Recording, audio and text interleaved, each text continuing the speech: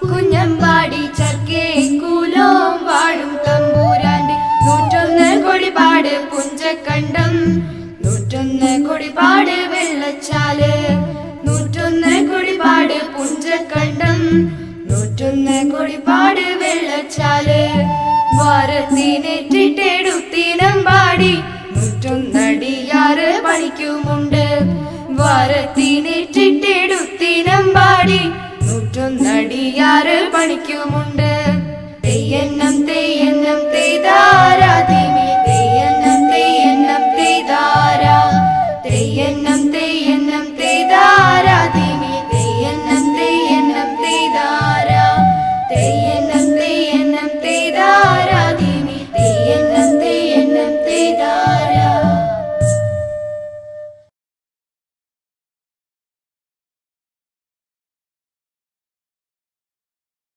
നിങ്ങൾ കുഞ്ഞുമക്കൾ, നിങ്ങളുടെ അധ്യാപകർ, രക്ഷിതാക്കൾ, നിങ്ങൾക്ക് അറിവ് പകർന്നു തന്ന മഹത് വ്യക്തികൾ ഒക്കെ ചേർന്ന് ഈ സംരംഭം ഇവിടെ വിജയിപ്പിച്ചിരിക്കുകയാണ്. ജീവിച്ചു വളർന്നു വരുന്ന മണ്ണിന്റെ ചരിത്രം അന്വേഷിച്ചറിയുക, അത് മറ്റുള്ളവരിലേക്ക് പകർന്നു കൊടുക്കാൻ, വരും തലമുറയ്ക്ക് വേണ്ടി ഒരു നിധി പോലെ സൂക്ഷിച്ചു വെക്കാൻ ഒരു അവസരമുണ്ടാക്കുക എന്ന ഒരു മഹത്തായ കാര്യമാണ് നിങ്ങളിവിടെ ചെയ്തിരിക്കുന്നത്. താല്പര്യത്തോടു കൂടിയുള്ള അന്വേഷണമാണ് പഠനം. ഇത്തരം സംരംഭങ്ങളിൽ നിന്നാണ് കൂട്ടായ്മയുടെ ശക്തി നാം തിരിച്ചറിയുന്നത്. വർഷങ്ങൾക്ക് മുമ്പ് 1886 അന്ന് ഇവിടെ മതപ്രചാരണ രംഗത്ത് ഉണ്ടായിരുന്ന ബാസൽ മിഷൻ എന്നൊരു സംഘടനയിൽപ്പെട്ട റവറൻഡ് ജെ ഹെർമലിംഗ് എന്ന് പറഞ്ഞ ഒരു ജർമ്മൻകാരനാണ് ഈ വിദ്യാഭ്യാസ പ്രവർത്തനം ഈ ഹോസ്ദുർഗിൽ ഇവിടെ ഈ ഒരു സ്കൂൾ സ്ഥാപിച്ചുകൊണ്ട് തുടക്കം കുറിച്ചത്. ഈ സ്കൂൾ സ്ഥാപിക്കുന്നതിന് മുമ്പേ വിദ്യാഭ്യാസം എന്ന് പറഞ്ഞാൽ ഉന്നത കുലജാതന്മാർക്ക് പ്രത്യേകമായിട്ട് ഗുരുക്കന്മാരുടെ വീട്ടിൽ വെച്ച് നടത്തുന്ന ഒരു വിദ്യാഭ്യാസ പ്രക്രിയ ഉണ്ടായിരുന്നു. പക്ഷെ അതിൽ നിന്ന് മാറി വലിയ വലിയ കെട്ടിടങ്ങളുണ്ടാക്കി, ക്ലാസ് മുറികളുണ്ടാക്കി, നിങ്ങളിപ്പോൾ ഇരുന്ന് പഠിക്കുന്ന ബെഞ്ച്, ഡെസ്ക് പോലുള്ള വസ്തുക്കൾ വന്നു. തികച്ചും ഒരു പാശ്ചാത്യ ശൈലിയിലുള്ള ഒരു വിദ്യാഭ്യാസ ക്രമം. പല ജാതി മതവർഗ ലിംഗ വ്യത്യാസമില്ലാതെ എല്ലാ കുട്ടികളെയും ഒരുമിച്ച് ഒരു കുടക്കീഴിൽ അണിനിരത്തി അവർക്ക് വേണ്ടുന്ന രീതിയിലുള്ള വിദ്യാഭ്യാസപരമായിട്ടുള്ള എല്ലാ കാര്യങ്ങളും, ശാസ്ത്രം, പിന്നെ ചരിത്രം, അതുപോലെ തന്നെ പ്രാദേശിക ഭാഷകൾ, അതിൽ കന്നഡയുണ്ട്, മലയാളമുണ്ട്, ഏറ്റവും ഉപരിയായിട്ട് ഇംഗ്ലീഷ് വിദ്യാഭ്യാസമാണ് കൊണ്ടുവന്നത്.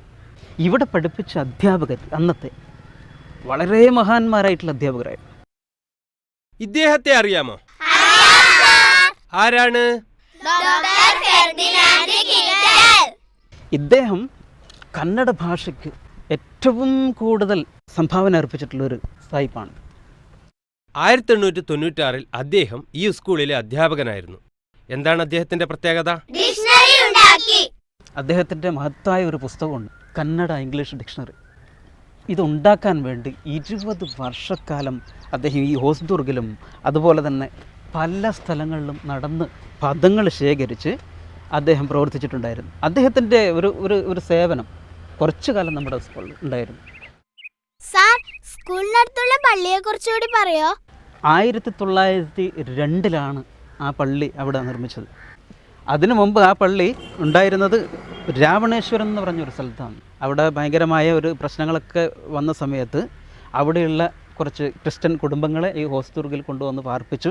അവർക്ക് വേണ്ടി ആ പള്ളി ഇവിടെ നിർമ്മിക്കാൻ ചെയ്തിട്ടുള്ളത്. നിങ്ങൾ ആ പള്ളിയുടെ അടുത്ത് ഒരു മണി, ചർച്ച് ബെൽ എന്ന് പറഞ്ഞൊന്ന് കണ്ടിട്ടില്ലേ? പള്ളിമണി. അതിനൊരു കഥയുണ്ട്. എന്താണെന്നറിയാം, ഒരു 100 വർഷങ്ങൾക്ക് മുൻപ് നമ്മുടെ ഒന്നും കൈക്ക് ഇതുപോലെ വാച്ച് കെട്ടി നടക്കാത്ത ഒരു കാലഘട്ടം ഉണ്ടല്ലോ, വാച്ചില്ല അന്ന്. ആ മണി അന്നത്തെ കാലഘട്ടങ്ങളിൽ നാഴികമണി എന്നായിരുന്നു അതിൻ്റെ പേര്. അന്ന് ഈ ഹോസ്ദുർഗ താലൂക്കിലെ ജനങ്ങളെ മുഴുവനും വിളിച്ച് സമയം അറിയിച്ചിരുന്ന ഒരു വലിയൊരു പാരമ്പര്യം ആ ബെല്ലിനുണ്ട്. സാർ, അത് ಯಾರಂತ ನನಗೆ ಗೊತ್ತು സാർ. രാംദാസ് സ്വാമി.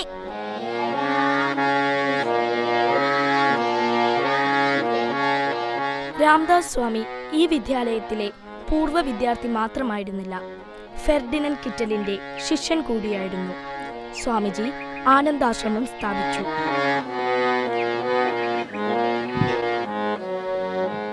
ആത്മീയതയുടെ ശാന്തതയും പ്രകൃതിയുടെ പരിശുദ്ധിയും ഞങ്ങൾ അനുഭവിച്ചറിയുകയായിരുന്നു.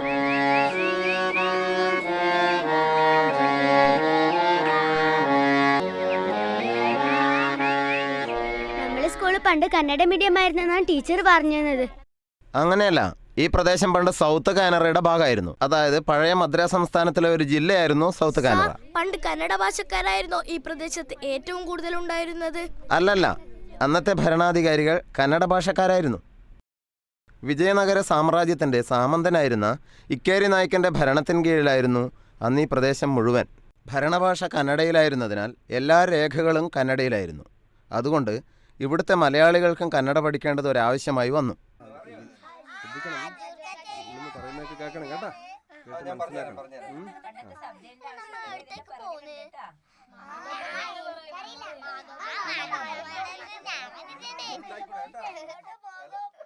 ഹോസ്ദുർഗ് താലൂക്കിലെ നമ്മൾ റെക്കോർഡുകൾ എല്ലാം തന്നെ ഈ സൗത്ത് കാനറ ഡിസ്ട്രിക്റ്റ് ഉള്ള സമയത്ത് തയ്യാർ ചെയ്ത റെക്കോർഡുകളാണ്.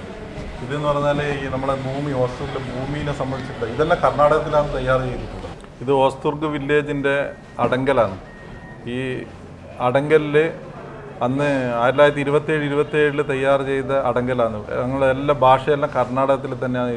ഇത് ഓരോ കൈവശക്കാരുടെയും ഓരോ സ്ഥലത്തെ ഓരോ സർവേ നമ്പറുള്ള കൈവശക്കാരുടെയും പേര് വിവരങ്ങളാണ്. ഇത് ഉദുമ മുതൽ സൗത്ത് കരിപ്പൂർ വരെയുള്ള എല്ലാ വില്ലേജിൻ്റെയും അടങ്കൽ കർണാടക ഭാഷയിൽ തന്നെയാണ് തയ്യാർ ചെയ്തിട്ടുള്ളത്. ഇത് ഹോസ്ദുർഗ് മിഷൻ സ്കൂളിന് തൊട്ടടുത്തുള്ള മുസ്ലിം പള്ളിയാണ് ഈ കാണുന്നത്. നമ്മൾ പഴയ 1927 തയ്യാർ ചെയ്ത ഭൂമീൻ്റെ മാപ്പാണിത്. അതുപോലെ തന്നെ ഇതിൻ്റെ തൊട്ടടുത്ത പേജിൽ കാണുന്നത് ഇത് ഹോസ്ദുർഗ് ടൗണാണ്. അപ്പോൾ ഇത് തയ്യാർ ചെയ്ത് 1927 തയ്യാർ ചെയ്തത്. ഇത് വ്യക്തമല്ല, എല്ലാം മാഞ്ഞ് വരാലായി. ഇത് കണ്ട district south Canara district, taluk Kasaragod, Hosdurg village.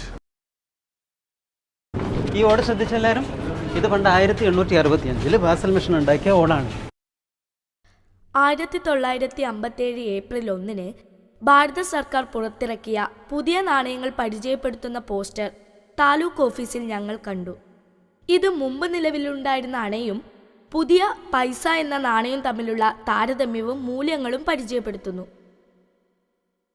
ഓസ്തുർഗ് താലൂക്കിൻ്റെ മാത്രമായിട്ടുള്ള മാപ്പാണിത്. നമ്മുടെ ഓസ്തുർഗ് താലൂക്കിലെ മൊത്തം 34 വില്ലേജുകളുണ്ട്.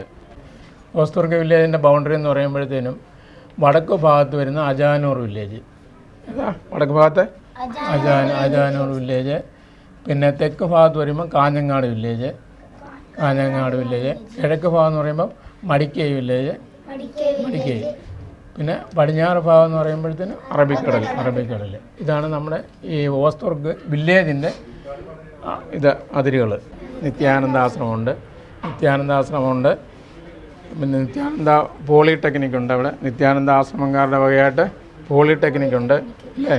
നമ്മുടെ ഈ താലൂക്കിൻ്റെ വടക്കേറ്റത്തുള്ള ഈ തെക്കേറ്റത്തുള്ള വില്ലേജുകൾ എന്ന് പറയുമ്പം തൃക്കരിപ്പൂർ വില്ലേജാണ്. തൃക്കരിപ്പൂർ സൗത്ത് ഉണ്ട്, കൊടക്കാട്, ചീമേനി, ഇതൊക്കെയാണ് നമ്മുടെ ഇങ്ങേറ്റത്തുള്ള വില്ലേജുകൾ. പിന്നെ നമ്മുടെ ഈ ഇതിനകത്തൂടെയുള്ള പ്രധാന ഒരു നദിയുണ്ട്, കാര്യംകോട് പുഴ എന്ന് കേട്ടിട്ടുണ്ടോ? നമ്മുടെ താലൂക്കിൽ കൂടി ഒഴുകുന്ന ഒരു പ്രധാനപ്പെട്ട നദിയാണ് കാര്യംകോട് പുഴ.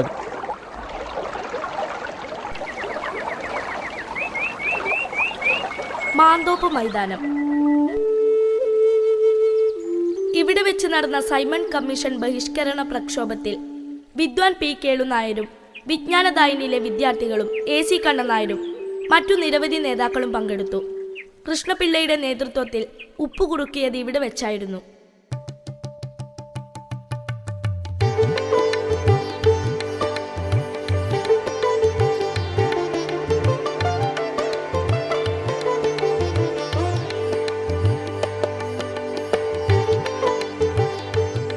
ചിത്രരചനയുടെ വ്യത്യസ്ത ശൈലികൾ നേരിട്ടറിയുകയായിരുന്നു ഞങ്ങൾ.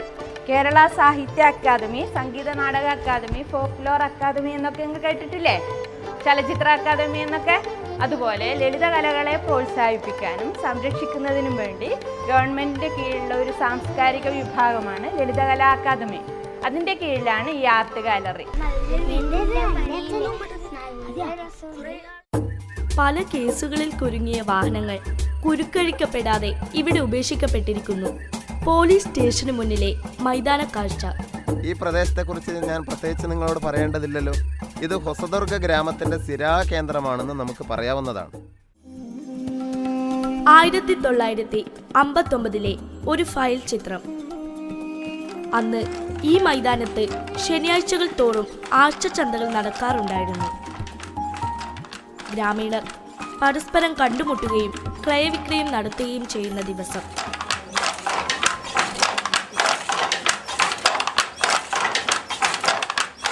ഈ പ്രദേശത്തെ ഓസ്തുർഗ് തെരുവാണിത്.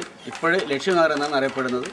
ഇവിടെ ശാല സമുദായപ്പെട്ട ആളുകൾ മാത്രമേ താമസിക്കുന്നുള്ളൂ. അവരുടെ കുഴുത്തുവിലാണ് ഈ നെയ്ത്ത് പ്രവൃത്തി. പണ്ട് കുറേ വീടുകളിൽ ധാരാളം അംഗങ്ങളിൽ സാധനങ്ങൾ ഉണ്ടാക്കിയിരുന്നു. ഇതുപോലെ തുണിത്തരങ്ങൾ ഉണ്ടാക്കുകയും അത് ആഴ്ച ചന്തയിൽ, അതായത് ഇപ്പോൾ നിങ്ങൾ കാണുന്ന മാന്തോപ്പ് മൈതാനം, നിങ്ങളുടെ സ്കൂളിൻ്റെ മുമ്പിലെ ഭാഗത്തിലെ മാന്തോപ്പ് മൈതാനിൽ കൊണ്ടുപോയി ഈ സാധനങ്ങൾ വിൽക്കുകയായിരുന്നു ചെയ്തിരുന്നത്. കാലക്രമേണ അത് സൊസൈറ്റി രൂപീകരിക്കുകയും ഈ സാധനങ്ങൾ സൊസൈറ്റി കൊണ്ടുപോയി കൊടുക്കുകയായിരുന്നു. അന്ന് ഇപ്പോൾ കാണുന്ന മാന്തോപ്പ് മൈതാനിയാണ് പണ്ടത്തെ ചന്ത. നെഹ്റു വന്നതിന് ശേഷം അത് നെഹ്റു മൈതാനായി മാറി. ഇപ്പോഴത് മാറി ഇപ്പോഴത്തെ പുതിയ കോട്ട നമ്മുടെ അമ്പലത്തിൻ്റെ പരിസരത്താണ് ഇപ്പോഴത്തെ സാധനം. നമ്മൾ ഉണ്ടാക്കുന്ന സാധനം മാത്രമല്ല, പല ആളുകൾ ഉണ്ടാക്കുന്ന, പല സമുദായക്കാരുണ്ടാക്കുന്ന കലങ്ങളും അതുമാതിരി കൂട്ടകളും വട്ടികളും പായ മുടയുന്നവർ, ഈ പച്ചക്കറി സാധനങ്ങൾ ഉണ്ടാക്കുന്നവർ, എല്ലാ ആളുകളും ഇപ്പോൾ അന്ന് ഈ ശനിയാഴ്ച ചന്തയിൽ ഒരാഴ്ചയിൽ ഒരു ദിവസം എല്ലാവരുണ്ടാക്കുന്ന സാധനങ്ങളൊക്കെ ചന്തയിൽ പോയി വിൽപ്പന നടത്തായിരുന്നു പതിവ്. ഇപ്പോഴതൊക്കെ മാറി മാർക്കറ്റുകൾ വന്നു. എല്ലാം മാർക്കറ്റിൽ കൊണ്ടുപോകാൻ തുടങ്ങി. പിന്നെ നമ്മുടെ ശാലിയ സമുദായത്തിൻ്റെ ഒരു അമ്പലമാണ് ഇവിടെയിലെ അറയിൽ ഭഗവതി ദേവാലയം. അവിടെ ഒരു വർഷത്തിൽ 2 ഉത്സവങ്ങളാണ് നടത്തി വരുന്നത്. ഒന്ന് കളിയാട്ടം, ഒന്ന് പൂരം. പൂരോത്സവം 7 ദിവസം, കളിയാട്ടം 2 ദിവസമാണ്. പൂരോത്സവത്തിന് 7 ദിവസം, 7ാമത്തെ ദിവസമാണ് ഈ ശാലിയപ്പൊറാട്ട്. നിങ്ങൾ കേട്ടിട്ടുണ്ടാവും. മാണിക്യക്കല്ലി എന്ന സ്ഥലത്തിന് വേണ്ടി ഇളങ്കുറ്റി സ്വരൂപവും അള്ളട സ്വരൂപവും തമ്മിൽ നടന്ന യുദ്ധത്തിന്റെ ഐതിഹ്യ കഥകളുമായി ബന്ധപ്പെട്ടതാണ് ശാലിയപ്പൊറാട്ട്. രംഗകലയുടെയും അനുഷ്ഠാന കലയുടെയും ദൗത്യം പൊറാട്ട് എന്ന കലാരൂപം നിർവഹിക്കുന്നുണ്ട്.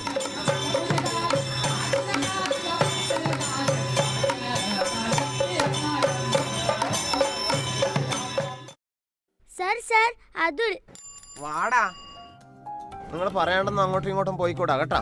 ആ കാണുന്നതാണ് ജവഹർലാൽ നെഹ്റു വന്ന് പ്രസംഗിച്ച സ്ഥലം. അന്നിത് വെറും മൈതാനം. 1957 ലോകസഭാ തെരഞ്ഞെടുപ്പ് പ്രചരണത്തിന് വേണ്ടിയാണ് നെഹ്റു ഇവിടെ എത്തുന്നത്.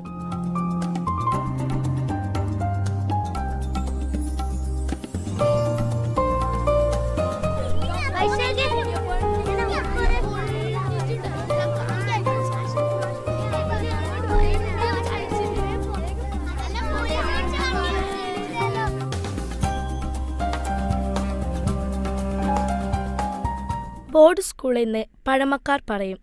1880 മുതൽ സൗത്ത് കാനറ ഡിസ്ട്രിക്ട് ബോർഡ് നിലവിൽ വരികയാണ്, അതായത് പ്രാദേശിക ഭരണ സംവിധാനം. ഈ ബോർഡിൻ്റെ കീഴിലാണ് മലബാറിൽ വിദ്യാഭ്യാസ സ്ഥാപനങ്ങൾക്ക് തുടക്കം കുറിക്കുന്നത്. നീലേശ്വരം, വെള്ളിക്കോത്ത്, കാസർഗോഡ് എന്നിവിടങ്ങളിൽ ബോർഡ് സ്കൂളുകൾ നിലവിൽ വന്നതും ഇക്കാലത്താണ്.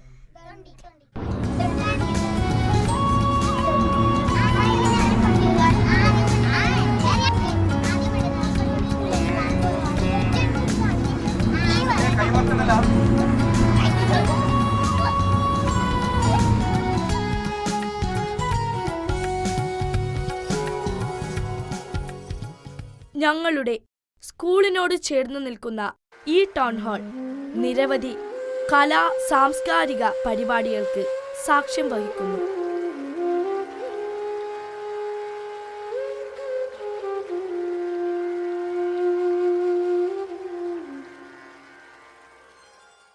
കത്തോലിക്ക വിഭാഗക്കാരനായ ഫാദർ ഫൗസ്റ്റിൻ ആരാഞ്ഞ 1910 ഒരു ദേവാലയം നിർമ്മിക്കാനായി ഇവിടെ സ്ഥലം വാങ്ങുന്നു. 1934 കോളയാട് മിഷൻ സ്ഥാപകൻ father Paul Rosario Fernandes Hosdurg taluk മുഴുവൻ ഉൾക്കൊള്ളുന്ന ചന്ദ്രഗിരി മിഷൻ സ്ഥാപിക്കുന്നു. 1935 നേരത്തെ വാങ്ങിയ ഈ സ്ഥലത്ത് ഒരു വൈദിക മന്ദിരം നിർമ്മിക്കുകയും തുടർന്ന് 1946 ഈ പള്ളി സ്ഥാപിതമാവുകയും ചെയ്തു. ഇന്ന് രൂപതയിലെ അംഗീകരിക്കപ്പെട്ട ഒരു തീർത്ഥാടന കേന്ദ്രമാണിത്. അല്ലാഹു അക്ബർ, അല്ലാഹു അക്ബർ, അല്ലാഹു അക്ബർ,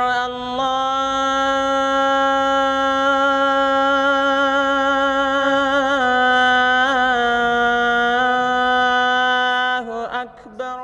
അലാമിക്കളി അനുഷ്ഠാനമായി നടന്നിരുന്ന പ്രദേശത്തുള്ള പള്ളിയായിരുന്നതിനാലാണത്രേ അലാമിപ്പള്ളി എന്ന് വിളിക്കപ്പെട്ടു പോന്നത്. അലാമിക്കളിക്ക് കാർമ്മികത്വം വഹിച്ചിരുന്ന ഹനഫി മുസ്ലിങ്ങളുടെ പള്ളി 50 വർഷം മുൻപ് ഈ പരിസരത്ത് ഉണ്ടായിരുന്നതായും പറയപ്പെടുന്നു. ഹനഫി മുസ്ലിങ്ങളുമായി ഈ പള്ളിക്ക് ബന്ധമില്ലെന്നാണ് അറിവ്.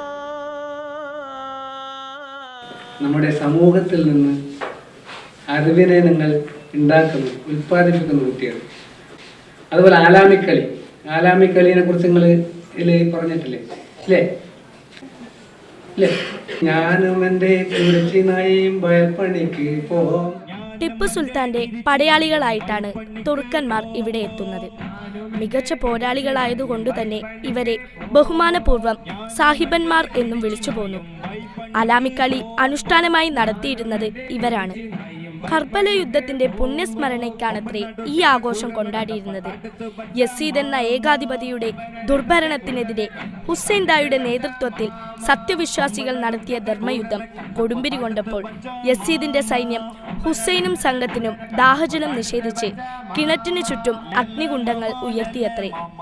ഇതിനെ അനുസ്മരിച്ചുകൊണ്ടാണ് അലാമിക്കളിയുടെ അവസാന ചടങ്ങുകൾ. വേറെയും ഐതിഹ്യങ്ങളുണ്ട്.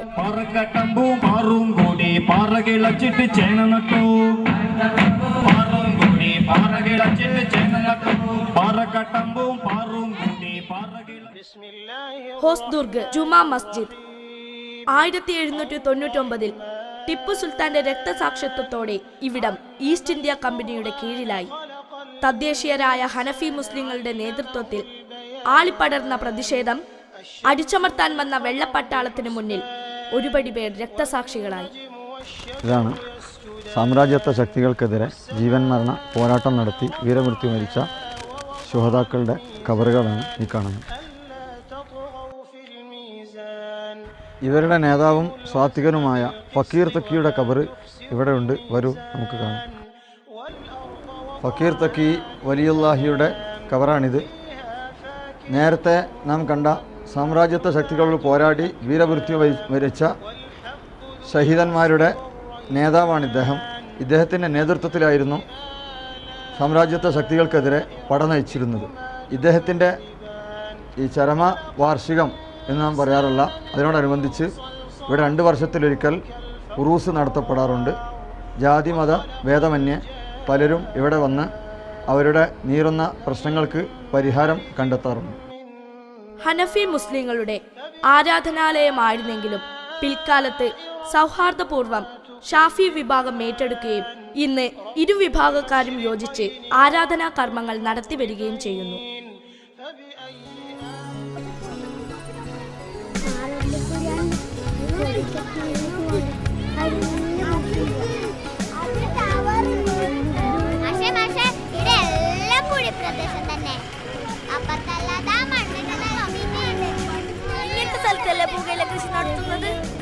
മഴയും കൂടി ചോദിച്ചുകൊണ്ട് കാര്യമെല്ലാം പോക്കന്നെ.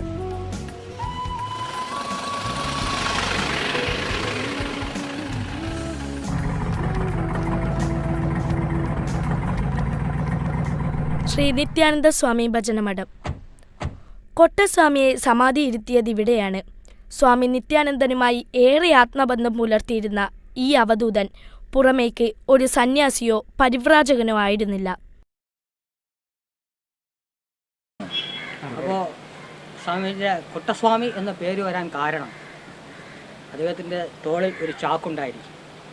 ആ ചാക്ക് അദ്ദേഹം കയ്യിൽ നടക്കുമ്പോഴത്തേക്ക് ആ ചാക്ക് ഇട്ട് കയ്യിലെടുത്തിട്ട് അദ്ദേഹത്തിൻ്റെ തുടയിൽ ആഞ്ഞ് അടിക്കും. ഈ ശബ്ദം ഇങ്ങനെ കേൾക്കും. അപ്പോൾ ഈ കൊട്ടുന്ന ആ ശബ്ദം കേൾക്കുന്നുണ്ട് ആ സ്വാമിക്ക് എല്ലാവരും കൊട്ടസ്വാമി വരുന്നു എല്ലാവരും ദൂരെ കൂടി തന്നെ ആ ശബ്ദം കേൾക്കുമ്പോൾ സ്വാമി വരുന്നത് മനസ്സിലാക്കും. ആരെങ്കിലും വീട്ടിൽ നിന്ന് എന്തെങ്കിലും ഭിക്ഷ സ്വാമിക്ക് കൊടുക്കും. സ്വാമി അത് ഇഷ്ടമുണ്ടെങ്കിൽ അത് മേടിച്ച് കഴിച്ചാലായി, ചോദിക്കില്ല, ഒന്നുമില്ല. അദ്ദേഹം സാധാരണ ഇതൊരു അവധൂതൻ എന്ന് പറഞ്ഞാൽ അദ്ദേഹം കുളിക്കാറില്ല, ഒന്നുമില്ല. പക്ഷേ ദേഹത്ത് എന്തെങ്കിലും ഗന്ധമോ ഒന്നും ഉണ്ടാകാറില്ല. എപ്പോഴും ഒരു ഭസ്മത്തിൻ്റെ സുഗന്ധം മാത്രമേ ആ സ്വാമി വന്നിരുന്നാൽ ആ പ്രദേശത്തായിരിക്കാറുള്ളൂ. അങ്ങനെ സ്വാമി എല്ലാവരും ആരാധിച്ചു പോന്നു. അദ്ദേഹം ആറങ്ങാടി ഇതിൻ്റെ പരിസരത്ത് തന്നെ ആറങ്ങാടി എന്ന പരിസരത്ത് വെച്ചാണ് സ്വാമി മരിക്കുന്നതും. ആ മരിച്ച ആ സ്വാമിയെ ഈ കടപ്പുറത്ത് ഈ പുതിയ വിളപ്പ് ഈ ഭാഗത്ത് കൊണ്ടുവന്ന് സമാധി ഇരുത്തി സ്വാമിയെ കൊണ്ട് ഇവിടെ ആരാധിച്ചു പോകുന്നു. സ്വാമിയെ എല്ലാവർക്കും ഭയഭക്തിയോടെ ആരാധിക്കുന്ന സ്വാമിയുടെ അനുഗ്രഹങ്ങൾ എല്ലാവരും കിട്ടുന്നുണ്ട്. എല്ലാവരും വളരെ ഭയഭക്തിയോടെയാണ് ഇവിടെ വന്ന് സ്വാമിയെ കൊട്ടസ്വാമിയുടെ സമാധി മന്ദിരത്തിന് ആരാധിച്ചുകൊണ്ടിരിക്കുന്നത്. ഇപ്പോൾ പുതുക്കി പണിയുന്ന ഒരു സംവിധാനത്തിലാണ് ഇപ്പോൾ നിങ്ങൾ ഈ കാണുന്നില്ലേ. ഒക്കെ ഈ മന്ദിരം ഇപ്പോൾ പുതുക്കി പണിഞ്ഞുകൊണ്ടിരിക്കുന്നതാണ്. ഇനി കുറച്ചുകൂടി കഴിയുമ്പോൾ ഇത് വലിയ വിപുലമായ ഒരു സമാധി മന്ദിരമാക്കി മാറ്റാനുള്ള ശ്രമമാണ് ഇവിടുത്തെ നാട്ടുകാർ. അതാണ് ഇവിടുത്തെ ചരിത്രം. ശ്രീ നടരാജസ്വാമി നിത്യാനന്ദ സ്വാമിജിയെക്കുറിച്ചുള്ള ചരിത്രകഥകൾ ഞങ്ങൾക്ക് പറഞ്ഞു തന്നു. 19-ാം നൂറ്റാണ്ടിൻ്റെ ഉത്തരാർത്ഥം ഇംഗ്ലീഷുകാർ ഇന്ത്യയിൽ ആധിപത്യം സ്ഥാപിച്ച സമയം. ഇന്നത്തെ കോഴിക്കോട് ജില്ലയിലെ തൂണേരി എന്ന കുഗ്രാമത്തിൽ കൂലിവേല ചെയ്തു വരുന്ന കൃഷിത്തൊഴിലാളിയായ ചാത്തു നായർ അടുത്ത ഗ്രാമത്തിലെ കർഷക കുടുംബത്തിലെ ഉമ്മാമയെ വിവാഹം കഴിച്ചു. പട്ടിണിയും പരിവട്ടവുമായി കഴിഞ്ഞുകൂടവേ ഈശ്വരഭക്തനും വക്കീലുമായ കൊയിലാണ്ടിയിലെ ഈശ്വരയ്യരെ പരിചയപ്പെട്ടു. ഈശ്വരയ്യർ അതിനടുത്തുള്ള ഗോതമംഗലം ഗ്രാമത്തിൽ ചാത്തു നായർക്ക് താമസിക്കാൻ ഒരു പുൽപ്പുര നൽകി. അവിടെ കൃഷിപ്പണി ചെയ്ത് ജീവിക്കുകയായിരുന്ന ചാത്തു നായർക്ക് പ്രായം ഏറി വന്നു, ആരോഗ്യം കുറഞ്ഞു. ഇടിയും മിന്നലും കോരിച്ചൊരിയുന്ന മഴയുമുള്ളൊരു രാത്രി ഉമ്മുമ്മയ്ക്ക് ദിവ്യദർശനം ഉണ്ടായി. അമ്മുമ്മേ, ആ കാലത്തെ കോരപ്പുഴയിൽ പോയി സ്നാനം ചെയ്ത് അയ്യപ്പ ക്ഷേത്രത്തിൽ വരണമെന്ന് മഹാദേവനും വിഷ്ണുവും അരുളി ചെയ്തു പോലും. രാവിലെ സ്വപ്നദർശനം പറഞ്ഞിട്ട് ക്ഷേത്രത്തിലേക്ക് പോയ ഉമ്മാമ ഓലച്ചൂട്ടിന്റെ പ്രകാശത്തിൽ ഒരു കുഞ്ഞു കിടക്കുന്നത് കണ്ടു. അതിനടുത്തായി ഒരു സർപ്പവും. ഭാര്യയെ കാണാൻ ചാത്തു നായർ തിരക്കിപ്പോയി. അദ്ദേഹവും ആ അത്ഭുതകരമായ കാഴ്ച കണ്ടു. ഈശ്വരയ്യർ ആ കുഞ്ഞിന് രാമൻ എന്ന് പേരിട്ടു. കുറച്ചു കാലം കഴിഞ്ഞ് ചാത്തു നായർ മരിച്ചു.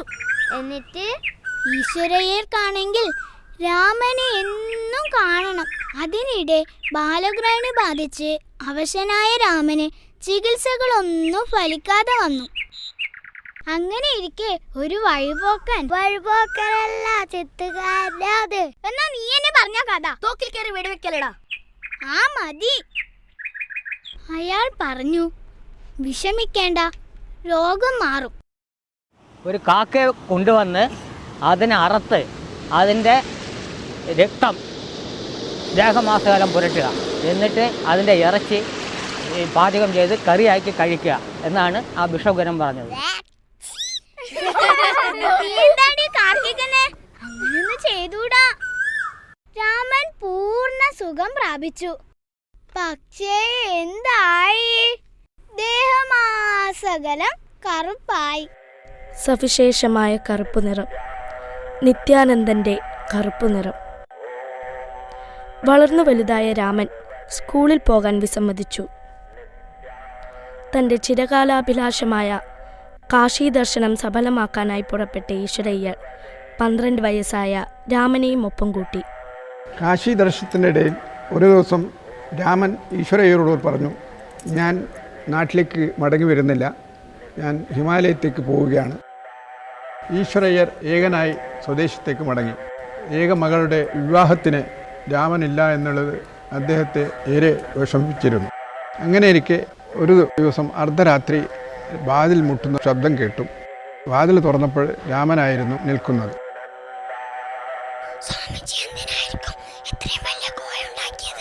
ഇത് മഹർഷിമാർക്ക് ധ്യാനത്തിലിരിക്കാൻ വേണ്ടിയിട്ടാണ്. അല്ലല്ല, കൂലിക്കാരൊക്കെ ഉണ്ടായിരുന്നു.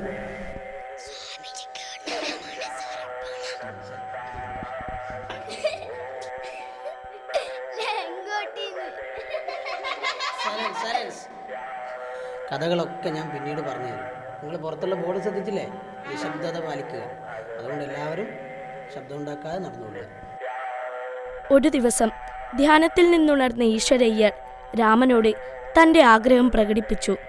സൂര്യഭഗവാനെ സൂര്യനാരായണ രൂപത്തിൽ ദർശിക്കണം.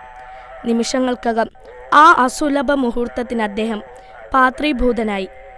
രാമ രാമ, നീ എനിക്ക് ആനന്ദം തന്നു, പരമാനന്ദം, സച്ചിദാനന്ദം, നീ നിത്യാനന്ദനാണ് എന്നുച്ചരിച്ചുകൊണ്ട് അദ്ദേഹം ദിവംഗതനായി. 1963 സോമനാഥ ക്ഷേത്ര മാതൃകയിൽ ബോംബെയിലെ ഭക്തനായ ബാബുഭായ് മേത്തയാണ് ഈ ക്ഷേത്രം പണിതീർത്തത്. ബോംബെയിൽ നിന്ന് കപ്പലിൽ മംഗലാപുരം വഴി കൊണ്ടുവന്നതാണ് ഈ പഞ്ചലോഹ പ്രതിമ. ജനാനന്ദ സ്വാമിജി. നിത്യാനന്ദ സ്വാമിജിയാണ് ഈ പേര് വിളിച്ചനുഗ്രഹിച്ചത്. 1931-32 കാലയളവിലാണ് സ്വാമിജി ഇവിടെ എത്തുന്നത്. ശ്രീനൻ ചെറുപ്പത്തിൽ തന്നെ ഗുരുദേവന്റെ ശിഷ്യത്വം സ്വീകരിച്ചിരുന്നു. ഗുഹാനിർമ്മാണത്തിൽ സജീവമായി പങ്കെടുത്തു. ജനാനന്ദ സ്വാമിജിയുടെ താൽപ്പര്യത്തോടെ ശ്രീ നിത്യാനന്ദ വിദ്യാകേന്ദ്ര രജിസ്ട്രേഡ് സൊസൈറ്റിയുടെ കീഴിൽ 1969 നിത്യാനന്ദ പോളിടെക്നിക് നിലവിൽ വന്നു. ഡയറക്ടർ ഓഫ് ടെക്നിക്കൽ എഡ്യൂക്കേഷന്റെ കീഴിലുള്ള ഈ സ്ഥാപനം സംസ്ഥാനത്തെ തന്നെ ഉന്നത നിലവാരം വെച്ചു പുലർത്തുന്ന ഒരു വിദ്യാഭ്യാസ സ്ഥാപനമാണ്. നിത്യാനന്ദ സ്വാമിജിയുടെ നിർദ്ദേശപ്രകാരം ഏകനായി ഹിമാലയ ശിഖരങ്ങളിലേക്ക് യാത്ര ചെയ്ത് ഒടുവിൽ ജനാനന്ദ സ്വാമിജി ഗണേഷ്പുരിയിലെത്തി.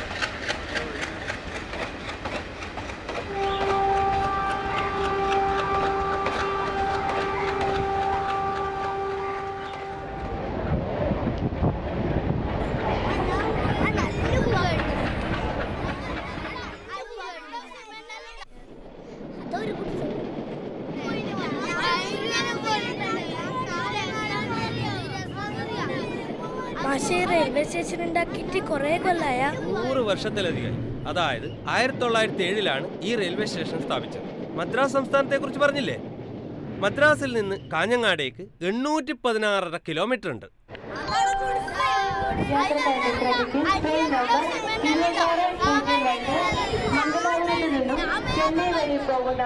മംഗലാപുരം ചെന്നൈ മെയിൽ 1ാമത്തെ പ്ലാറ്റ്ഫോമിലേക്ക് അല്പസമയത്തിനുള്ളിൽ എത്തിച്ചേരുന്നതാണ്.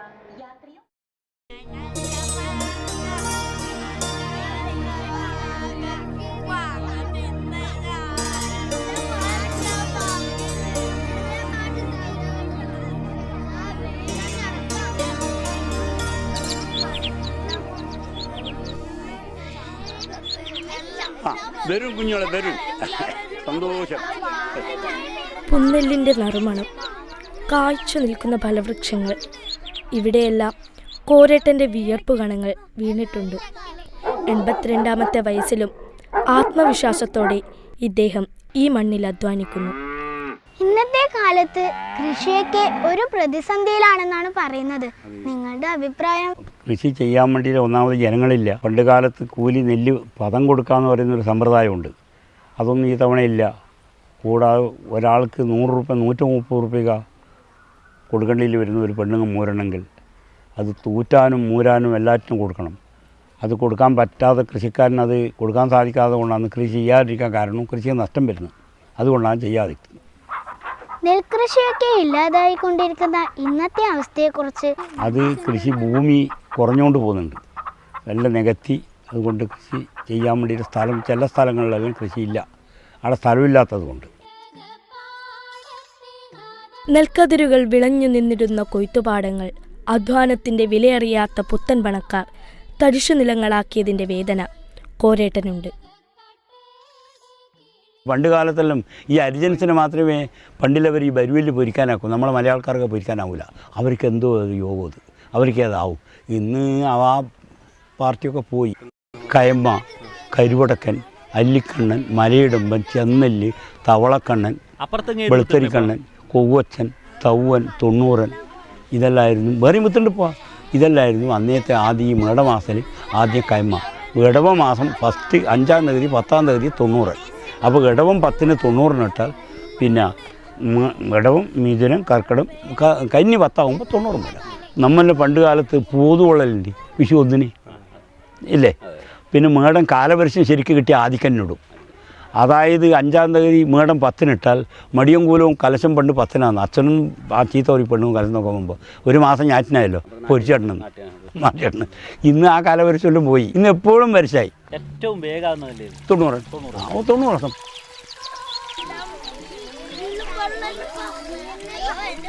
മിടുക്കൻ.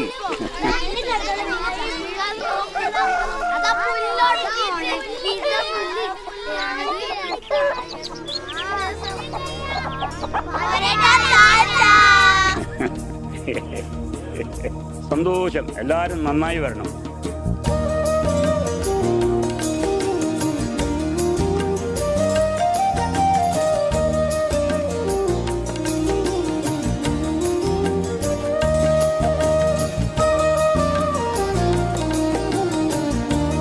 അത് ഞാൻ എഴുതിന്.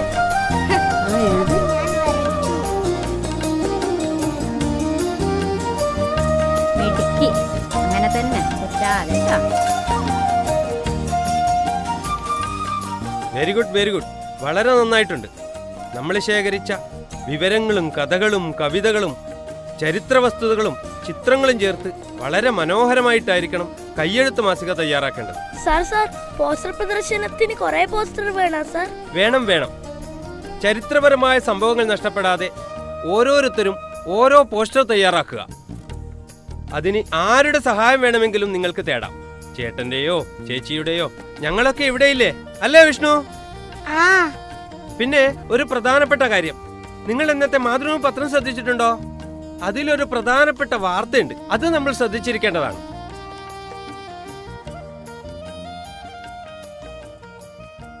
ഗരുഡശലഭം മുതൽ വെള്ളവയറൻ കടൽപ്പരുന്തു വരെ, ഗുരുവനം ജൈവവൈവിധ്യ കലവറ, കാഞ്ഞങ്ങാട്. ഇന്ത്യയിലെ ഏറ്റവും വലിയ ചിത്രശലഭമായ ഗരുഡശലഭം മുതൽ വളരെ അപൂർവമായി കാണുന്ന വെള്ളവയറൻ കടൽപ്പരുന്തു വരെയും, പശ്ചിമഘട്ട പ്രദേശങ്ങളിൽ മാത്രം കാണുന്ന പ്രത്യേക മരങ്ങൾ ഉൾപ്പെടെ മോനാച്ച ഗുരുവനം പ്രദേശം ജൈവസസ്യ വൈവിധ്യങ്ങളുടെ കലവറയാകുന്നു. നിത്യാനന്ദ സ്വാമി തപസ് അനുഷ്ഠിച്ച പ്രദേശമാണ് നമ്മൾ ഈ കാണുന്നത്. ഈ പ്രദേശമൊക്കെ പണ്ട് നീലേശ്വരൻ രാജാവിൻ്റെ അധീനതയിലായിരുന്നു, കൈവശത്തിലായിരുന്നു. അങ്ങനെ ബോംബെയിൽ നിന്ന് സ്വാമിൻ്റെ ഭക്തന്മാർ ഈ സ്ഥലം കാണാൻ വന്നു. അപ്പോൾ സ്വാമിക്ക് ഒരു ആഗ്രഹമുണ്ടായി. എന്താണ്? ഈ സ്ഥലം വേണമെന്നൊരാഗ്രഹം ഉണ്ടായിരുന്നു. അപ്പോൾ നീലേശ്വരൻ രാജാവ് ഇത് വെറുതെ പൈസ വാങ്ങിക്കാതെ കൊടുക്കാമെന്നുള്ള ആഗ്രഹം ഉണ്ടായിരുന്നു അദ്ദേഹത്തിന്. പക്ഷേ സ്വാമി പറഞ്ഞു അത് പാടില്ല. അങ്ങനെ അദ്ദേഹം 55 രൂപ കൊടുത്ത് വാങ്ങിച്ചാണ് ഈ കാണുന്ന എല്ലാ പ്രദേശവും. ഇപ്പോൾ സ്വാമീൻ്റെ ആശ്രമത്തിൻ്റെ കീഴിലാണ് ഈ സ്ഥലം. ഈ സ്ഥലം എത്ര ഏക്കർ ഉണ്ടെന്ന് അറിയോ നിങ്ങൾക്ക്? 40 ഏക്കർ സ്ഥലമുണ്ട്. ഇത് ഈ കാണുന്ന കൃഷിയൊക്കെ ഉണ്ടല്ലോ, ആര് തുടങ്ങിയെന്നറിയോ? ജനാനന്ദ സ്വാമികൾ, നിത്യാനന്ദ സ്വാമിയുടെ ശിഷ്യൻ ജനാനന്ദ സ്വാമിയാണ് ഇവിടുത്തെ കൃഷികളെല്ലാം തുടങ്ങുന്നത്. ഈ കാണുന്ന പ്രദേശം മുഴുവൻ സ്വാമിയുടെ ട്രസ്റ്റിൻ്റെ കീഴിലാണ്. 1931 കാഞ്ഞങ്ങാട്ടെ ഗുഹാനിർമ്മാണം പൂർത്തിയാക്കി വടക്കോട്ട് പല പുണ്യസ്ഥലങ്ങളും സന്ദർശിച്ച കൗപീന വേഷധാരിയായ സ്വാമികൾ ജനങ്ങളുടെ സംസാര വിഷയമായി. അങ്ങനെ അപരിഷ്കൃതരായ ജനതയുടെ ഭീകര കേന്ദ്രമായ ബോംബെയിലെ ഗണേഷ്പുരി ദിവ്യകേന്ദ്രമായി അദ്ദേഹം സ്വീകരിച്ചു. ആശ്രമത്തിന് വൈകുണ്ഠം എന്നായിരുന്നു അദ്ദേഹം നാമകരണം ചെയ്തത്. 1961 ഓഗസ്റ്റ് 8 ചൊവ്വാഴ്ച രാവിലെ 10:43 സദ്ഗുരു നിത്യാനന്ദ ഭഗവാൻ മഹാസമാധി പൂകിയെന്നാണ് രേഖപ്പെടുത്തൽ. 1966 ഏപ്രിൽ 28 അന്ന് പോണ്ടിച്ചേരി മുഖ്യമന്ത്രിയായിരുന്ന ശ്രീശൈലമാണ് ഈ മന്ദിരം ഉദ്ഘാടനം ചെയ്തത്. സ്വാമിജി ഇവിടെ തപസ് ചെയ്ത് പാപനാശിനി ഉണ്ടാക്കിയെന്നാണ്. പാപനാശിനി ഗംഗ എന്ന് നാമകരണം ചെയ്യപ്പെട്ട പുണ്യപ്രവാഹം പിന്നീട് ഇതുവരെ വറ്റിയിട്ടില്ല.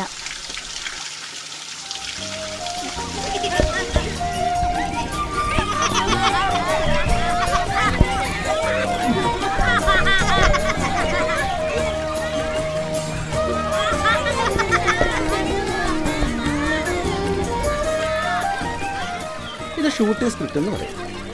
നമ്മളെടുക്കുന്ന ഷോട്ടുകൾ എങ്ങനെയുള്ള ഷോട്ടുകളാണ്, അതായത് ക്ലോസപ്പ്, ലോങ് ഷോട്ട് എന്നൊക്കെ പറയുന്നില്ലേ, ഇവിടെ മാറ്റി ഷോട്ട് എത്രാമത്തതാണ് ഓക്കെ എന്ന് കൂടി ഇവിടെ എഴുതുക കേട്ടോ. ഇതിലാര് നല്ല പാട്ട് പാടുന്നേ? ഏത് പാട്ട്? ഈ കുഞ്ഞിരാമൻ നായരുടെ കവിത. ആ പാടുമോളെ.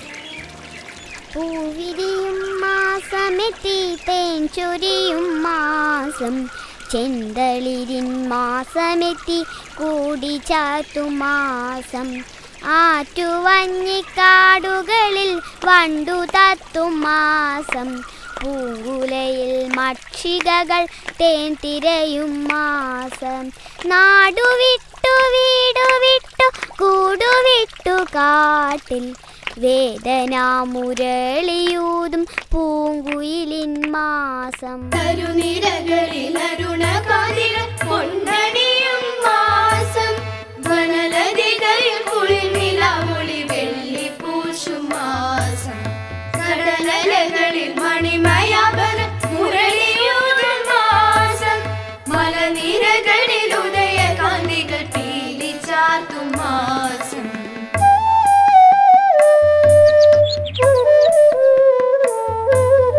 കാവുതോറും വീരപൂര കൂര പാറും മാസം, സാധ്യകന്യ നാഗകന്യ മഞ്ഞളാടും മാസം, കാട്ടുമാവിൽ പൂനിരത്തി തേൻ പനസക്കൊമ്പിൽ പൂങ്കണികൾ പൊക്കി തെന്ന തേൻ ചൊരിയും മാസം, നാടുവിട്ടു വീടുവിട്ടു കൂടുവിട്ടു കാട്ടിൽ വേദനാമുരളിയൂതും പൂങ്കുയിലിൻ മാസം.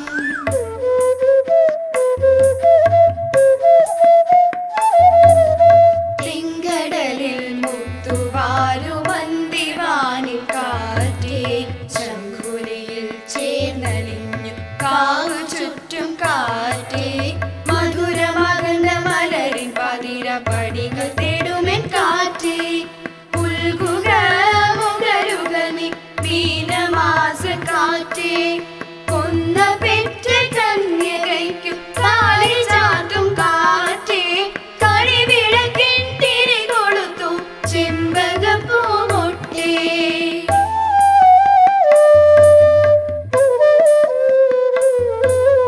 മാമലപ്പടികൾ കേറും മീനമാസരാവിൽ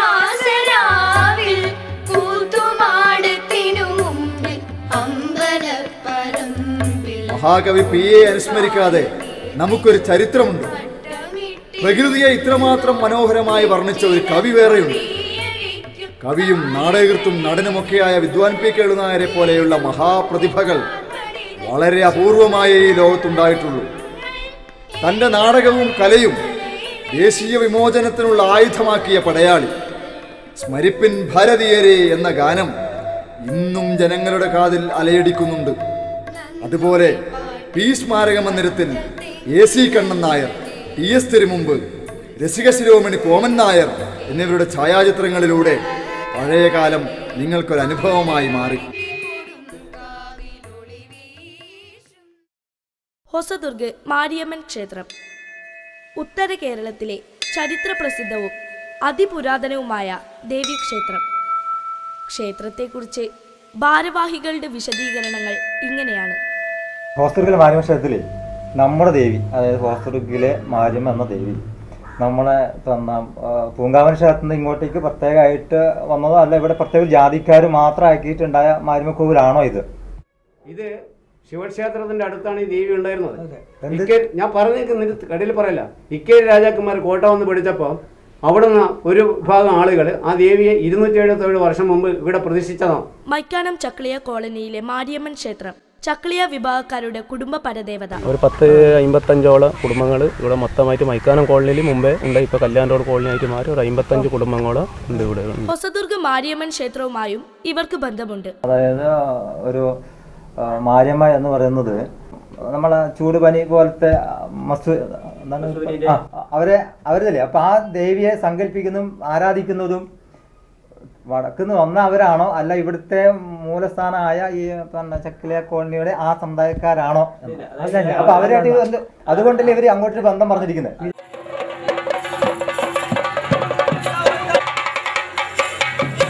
വസൂരി മാളിക 12 വർഷത്തിൽ ഒരിക്കൽ മാത്രം നടക്കുന്ന ഈ തെയ്യം കൊടുങ്ങല്ലൂരമ്മയുടെ പ്രതീകമാണെന്നും ശിവന്റെ ഹോമകുണ്ടത്തിൽ നിന്നും ജന്മം കൊണ്ടതാണെന്നും ഐതിഹ്യം. വസൂരി അകറ്റുന്ന ദേവി. വസൂരി മാളികയും മാരിയമ്മയും 2 ചൈതന്യങ്ങളാണ്. വളപട്ടണം പുഴയ്ക്ക് ഇപ്പുറത്തെ ഈ ക്ഷേത്രത്തിൽ മാത്രമേ ഈ തെയ്യം കെട്ടിയാടുന്നുള്ളൂ.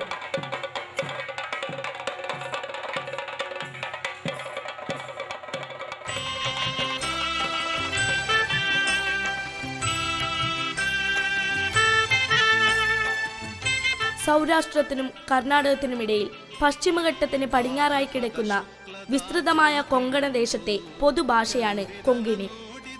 ഈ ഭാഷ സംസാരിക്കുന്ന ഗൗഡസാരസ്വത ബ്രാഹ്മണരുടെ ആരാധനാ കേന്ദ്രമാണ് ഹൊസദുർഗ ലക്ഷ്മി വെങ്കടേശ്വര ക്ഷേത്രം.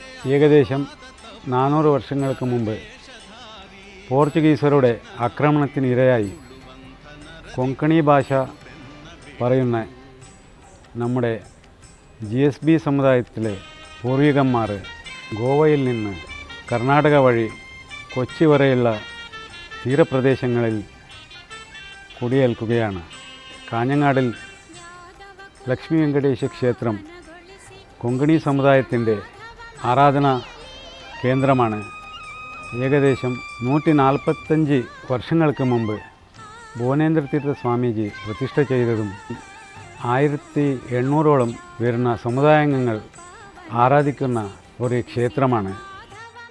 ഈ ക്ഷേത്രത്തിൻ്റെ പരിധി നീലേശ്വരം, ഹൊസദുർഗ്, കോട്ടച്ചേരി, പള്ളിക്കര, വെള്ളിക്കോത്ത്, മാവുങ്കാൽ എങ്ങനെ 5 വിഭാഗങ്ങളായി ഏകദേശം 600 കുടുംബങ്ങളാണ് ഈ അമ്പലത്തിൻ്റെ കീഴിൽ നമ്മുടെ സമുദായാംഗങ്ങൾ ഉള്ളത്. 90% വ്യാപാരികളാണ് ഇവിടെയുള്ളത്.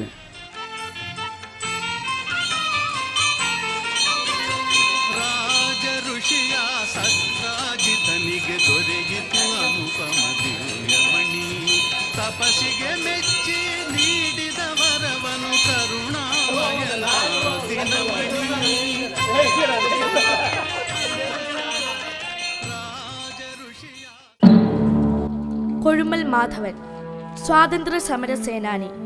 ഏച്ചിക്കാനത്ത് രാമൻ നായരുടെയും കൊഴുമൽ ഉണ്ണാങ്ങമ്മയുടെയും മകനായി 1916 ജനനം.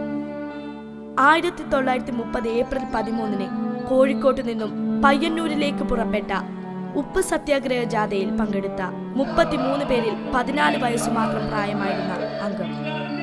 വിദേശ വസ്ത്ര ബഹിഷ്കരണത്തിലും കള്ളുഷാപ്പ് പിക്കറ്റിങ്ങിലും ഗുരുവായൂർ സത്യാഗ്രഹത്തിലും സജീവ സാന്നിധ്യം. ഹൊസദുർഗ് എന്ന് പറഞ്ഞാൽ എന്താ അതിൻ്റെ അർത്ഥം?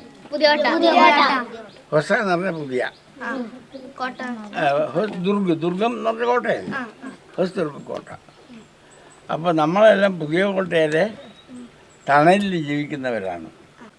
നിങ്ങൾ ആരുടെ കയ്യിലും ഇത് കടലാസ് മനസ്സിലോ ഉണ്ടോ?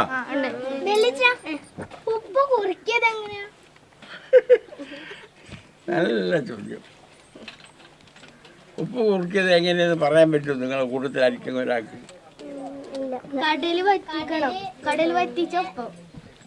അതെ, കടലിൽ വെള്ളം കടലിൽ വറ്റിക്കാൻ കഴിയൂടോ? കടലിലെ വെള്ളം ഉപ്പ് വെള്ളമാണ്. അത് കുറിച്ചാൽ അതിൽ നിന്ന് ഉപ്പ് കിട്ടും. പക്ഷേ ഇപ്പോൾ നമ്മളെ ഗവൺമെൻറ്റല്ലേ ഇതിന് മുംബൈയിലെ ബ്രിട്ടീഷ് ഗവൺമെൻറ് ഉപ്പെടുക്കാൻ പാടില്ല എന്ന് നിരോധിച്ചിന്. കാരണം എന്താ പറഞ്ഞാൽ അവർ കപ്പലിൽ നമുക്ക് വേണ്ടുന്ന സാധനം പറ്റിയെടുത്ത് കൊണ്ടുവരും. അതിന് അവരുടെ നാട്ടിലെ ആൾക്കാർക്ക് പണി കൊടുത്തിട്ട് അവരെ നന്നാക്കിയിട്ട് അവരുണ്ടാക്കുന്ന സാധനം മുഴുവനും നമ്മളെ തലയിൽ വെച്ച് കിട്ടും. വെള്ളക്കാരനെ ഭരിക്കുമ്പോൾ ജന്മി സമുദായം കൃഷിക്കാരൻ്റെ തലയിൽ വെച്ച് കെട്ടി ഓനെ അടിമയാക്കി പിന്നെ പ്രവർത്തിക്കലായിരുന്നു ജന്മിത്വത്തിന് ബ്രിട്ടീഷുകാരുടെ പ്രവർത്തനം. ചില ജനങ്ങൾ ബോധവാന്മാരായി മുന്നോട്ട് വരാൻ പാടില്ല, അടിമബോധത്തിൽ തന്നെ നിൽക്കണം. ജന്മിത്വം അവസാനിപ്പിക്കാൻ വേണ്ടി ഞങ്ങൾ ആദ്യകാലത്ത് പണിയെടുക്കുമ്പോൾ കൃഷിക്കാർ തന്നെ ഞങ്ങളോട് പറഞ്ഞെന്താ അറിയുക, നിങ്ങൾ എന്തെന്ന് പറഞ്ഞത് ഈശ്വര സൃഷ്ടിയല്ലേ ജന്മിത്വം, അതില്ലാതാക്കാൻ നിങ്ങൾക്ക് സാധിക്കുമോ? ഈശ്വരനേക്കാൾ വലിയ ശക്തിയാണോ നിങ്ങൾ എന്ന് ഇങ്ങോട്ട് ആക്രമിക്കലാണ്. മനസ്സിലായില്ലേ? അപ്പോൾ ജന്മിത്വം അവസാനിപ്പിക്കാൻ നമുക്ക് സാധിക്കും. അതിന് നമുക്ക് ബോധം വേണം.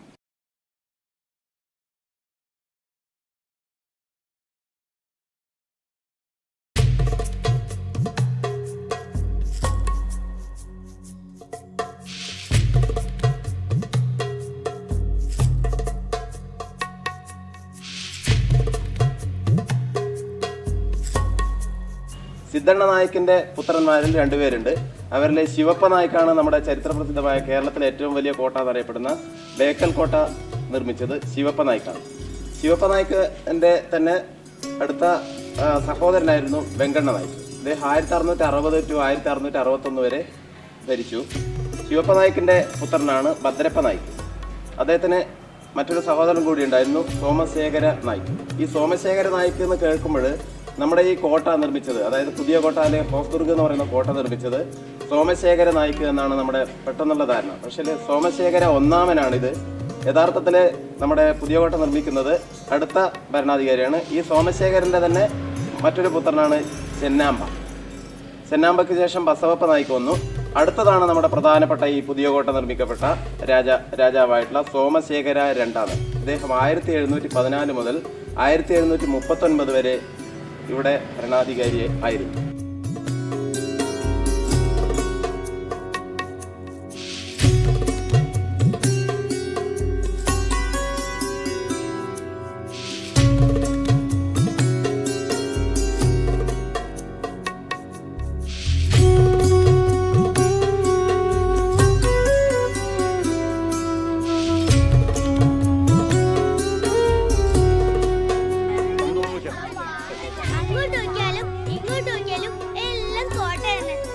ഏകദേശം 26 ഏക്കർ സ്ഥലത്ത് വ്യാപിച്ചു കിടക്കുകയാണ് ഈ കോട്ട.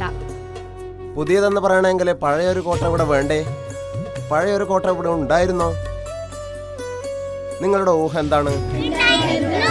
ശരി. സോമശേഖര രണ്ടാമന്റെ ഭരണകാലത്ത് നീലേശ്വരവും തളിപ്പറമ്പ് പിടിച്ചടക്കുകയും ഹോസ്ദുർഗ് കോട്ട നിർമ്മിക്കുകയും ചെയ്തു എന്നും, അതല്ല ഇവരുടെ ആധിപത്യത്തിന് മുമ്പ് തന്നെ ഈ കോട്ട ഉണ്ടായിരുന്നെന്നും ഇക്കേരി നായ്ക്കന്മാർ അവയ്ക്ക് വേണ്ട അറ്റകുറ്റപ്പണികൾ നടത്തി നന്നാക്കുക മാത്രമേ ചെയ്തിട്ടുള്ളൂ എന്നും രണ്ടഭിപ്രായമുണ്ട്. കാസർഗോഡ് ജില്ലയിലെ കോട്ടകൾ പൊതുവെ ഭരണകേന്ദ്രങ്ങളും യുദ്ധത്താവളങ്ങളുമായിരുന്നു. കോട്ടയാർ അഥവാ രാമക്ഷത്രിയ വിഭാഗം, പിന്നെ ഹെഗ്ഡെ, വൊക്കലിംഗ എന്നീ വിഭാഗത്തിൽപ്പെട്ടവരുടെയും ഹനഫി മുസ്ലിങ്ങളുടെയും ഉത്തരവാദിത്വത്തിലായിരുന്നത്രേ ഈ കോട്ട.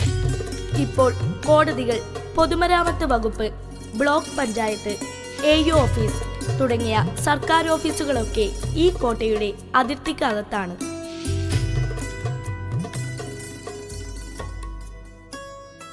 അതുപോലെ നല്ല നിലയിൽ തന്നെ ഈ ഡോക്യുമെന്ററി ഹൊസദുർഗിലെ ജനങ്ങളിൽ എത്തിക്കാനാകുമെന്നും ഞാൻ പ്രത്യാശിക്കുകയാണ്. അടുത്തതായി നമ്മുടെ മാസികയുടെ പ്രകാശനം നിർവഹിക്കുന്നതിന് വേണ്ടി school manager doctor Sanjeev M. Das അവരെ ആദരവുകളും ഞാൻ ക്ഷണിച്ചുകൊള്ളുന്നു.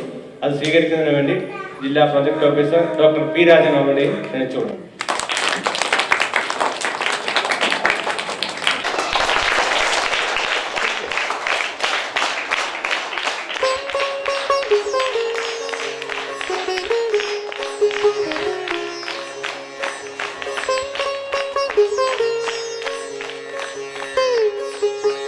ഞാനും പ്രഭാതകാലത്ത് നൂനം സന്തോഷ കാരണം പ്രഭാതകാലം എന്ന് പറഞ്ഞാൽ പുറത്ത് സൂര്യൻ ഉദിക്കുന്നതിന് മുമ്പായിട്ട് അതിനടുത്ത് പ്രഭാതകാലത്ത് ആണ് കുളിക്കേണ്ടത്. ഉച്ചക്കൊന്നുമല്ല കുളിക്കേണ്ടത്, വൈകുന്നേരമൊന്നുമല്ല, രാവിലെ കുളിക്കണം. അല്ലേ? കുഞ്ഞു പറ്റിയും സ്കൂൾ പഠിക്കുന്ന കുഞ്ഞു മുഴുവനും രാവിലെ പ്രഭാതകാലത്ത് കുളിക്കണം. കുളിച്ചിട്ട് സോപ്പ് തേക്കണം. സോപ്പ് തേക്കണ്ടോ? എല്ലാവരും തേക്കണ്ടോ? ആ, സോപ്പ് തേച്ച് കുളിക്കണം. അപ്പോൾ തലക്കെന്ന് തേക്കുന്നത് എണ്ണ, എന്തെണ്ണ? വെളിച്ചെണ്ണ അല്ലേ? അപ്പോൾ വെളിച്ചെണ്ണ തേച്ച് തലക്ക് തേച്ചിട്ട് രാവിലെ കുളിക്കണം. പഠിക്കാനും ഗ്രഹിക്കാനും പഠിക്കാൻ എന്ന് പറഞ്ഞാൽ മനസ്സിലാവില്ലേ? ഗ്രഹിക്കാന്ന് പറഞ്ഞാലോ? ആ, ആര് പറഞ്ഞത്? നീയാ മുട്ടിക്കാൻ അവനൊരു സമ്മാനം കൊടുക്കണമായിരുന്നല്ലോ. പഠിക്കാനും ഗ്രഹിക്കാനും പുലർകാലം വിശേഷമാണ്. പുലർകാലം എന്ന് പറഞ്ഞാൽ പുലർകാലം രാവിലെ പ്രഭാതത്ത് സൂര്യൻ ഉദിക്കുന്നതിന് മുമ്പായിട്ടില്ല. നിങ്ങളെല്ലാം ഉറങ്ങിയെണീക്കൽ സൂര്യൻ ഉദിച്ചതിന് ശേഷം അതിന് മുമ്പോ നേര് പറഞ്ഞാൽ കളുപറഞ്ഞൂടാ. ഉദിച്ച ശേഷം അപ്പോൾ വല്ല മടിയും മാറും. 4:30 മണിക്ക് അറിയണം. 4:30 മണിക്ക് അറിയണം, എന്നിട്ട് ബൈക്കണം. പഠിക്കാനും ഗ്രഹിക്കാനും പുലർകാലം വിശേഷമാണ്.